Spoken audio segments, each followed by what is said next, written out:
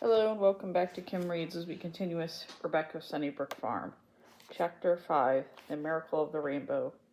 Jeremiah Cobb was eating supper alone in his kitchen the afternoon of the storm, since Mother, as he called his wife, was visiting a sick neighbor. He had just gulped down the last bite of stew when he heard a loud knock at the door. "Please may I come in, Mr. Cobb?" asked the poor drenched child who was shivering on the front steps. The rain fell in torrent, and the sky was dark, even though it was only 5 o'clock. "Well, I declare it's my favorite passenger," said Mr. Cobb, who almost didn't recognize Rebecca because of her red eyes and swollen face. Never had he seen anyone look so sad and miserable.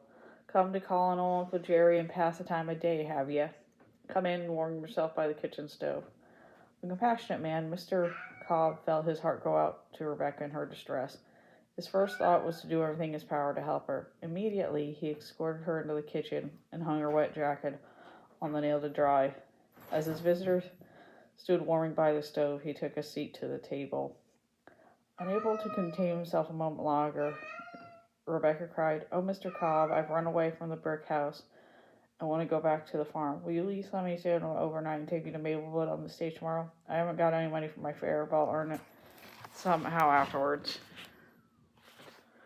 "Well, I guess we won't quarrel about money," said the old man. "Now come over here and tell me what's wrong." Fighting the tears, Rebecca related the sad story of her problems with her Aunt Miranda. "You'll take me to Maplewood on the stage, won't you?" she begged at the conclusion of her tale. "I suppose your mother will be terribly glad to see you again?" asked Mr. Cobb, spreading some tomato preserves on a piece of bread for Rebecca. "Will you please pour me some tea?" Obediently, Rebecca sat at the head of the table, munched on her snack, and poured a cup of tea for Mr. Cobb from a beautiful blue china teapot. "She won't like the fact I ran away, I suppose," Rebecca mused. "She'll be sorry I couldn't please Aunt Miranda. I'll make her understand, just like I did here. I guess your mother was thinking about your schooling when she sent you here. But, Land, you can go to school in Temperance, can't you?" Mr. Cobb wanted to know. "Unfortunately, that school is only open 2 months a year," Rebecca replied thoughtfully. "I can't go to any other schools because they're all so far away." "Oh, well, there's other things in life besides education," responded Mr. Cobb, attacking a piece of apple pie with vigor. "Yes, but Mother thought my education was going to be the making of me," returned Rebecca sadly, giving a little sob as she sipped a cup of tea. "It would be nice for you all to be together again at the farm," Mr. Cobb commented, watching Rebecca's reaction carefully. "Of course, it'll be a full house." "It'll be too full, that's the trouble," Rebecca acknowledged, "but I'll make Hannah come to Riverboro in my place.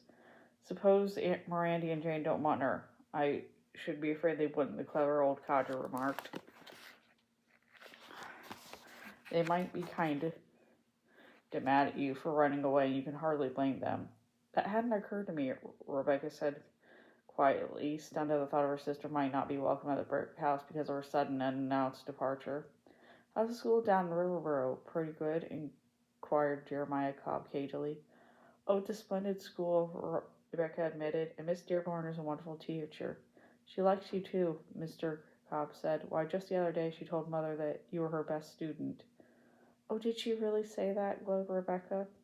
"I've tried hard up till now, but I'll study the covers right off my books from here on." You mean you would if you're going to stay here?" Mr. Cobb pointed out with raised eyebrows. "It's too bad you have to give her everything because your Aunt Miranda is being so cranky, but I don't blame you. Now, if you asked my advice yesterday, I'd remind you that despite your faults, your aunt has seen to it you have new clothes, room and board, and some real fine schooling. Maybe you should have worked a little harder to get along with her. And what about your Aunt Jane?" "Oh, Aunt Jane said I get along beautifully. I like her better all the time." "She'll be real sorry to find you gone tomorrow, I guess," the stagecoach driver interjected. "Why, only last week at prayer meeting she told Mother you had given her a new lease on life." Mother said she had never seen Jane Sawyer look so young and happy. There was a silence in the kitchen now. It was a silence that was broken only by the ticking of a tall clock and the beating of Rebecca's heart, which he thought would almost drown out the clock. The rain had stopped, and through the window a rainbow arch could be seen spanning like a radiant bridge. Bridges take one across difficult places, thought Rebecca. Uncle Jerry seems to have built a bridge over my troubles and given me strength to walk in the right direction. The store's over now, said the old timer, filling his pipe. We'll have sunny skies when you and I drive upriver tomorrow. Rebecca pushed her teacup away, rose quietly from the table, and put on her jacket. I'm not going with you, Mr. Cobb, she said. I don't know if Aunt Miranda will want me after I run away. I'm going to back while I have courage. Will you go with me? You better believe your Uncle Jerry won't leave until we fix things up, cried Mr. Cobb with delight. My plan is to drive you over to the brick house in my baby. I'll go to the side door and ask your aunts to step out in the shed, discuss a little what I'm delivering this week. And you slip out of the buggy and go upstairs to bed. The front door won't be locked, will it? Not this time of night, Rebecca answered. Aunt Miranda doesn't lock the door until she goes to bed. But oh, what if it should be? Well, it won't, Mr. Cobb told the worried child. If it is, you will have to face it. In my opinion, no harm's been done. You ain't run away yet. You only came over to consult me about running away. Besides, it ain't worth the trouble. Now come along with me. I'm all hitched up over at the post office.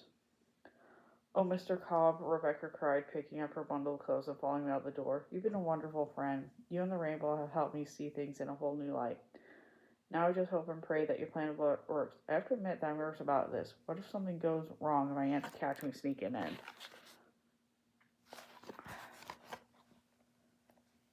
And that's the end of that chapter. See you later.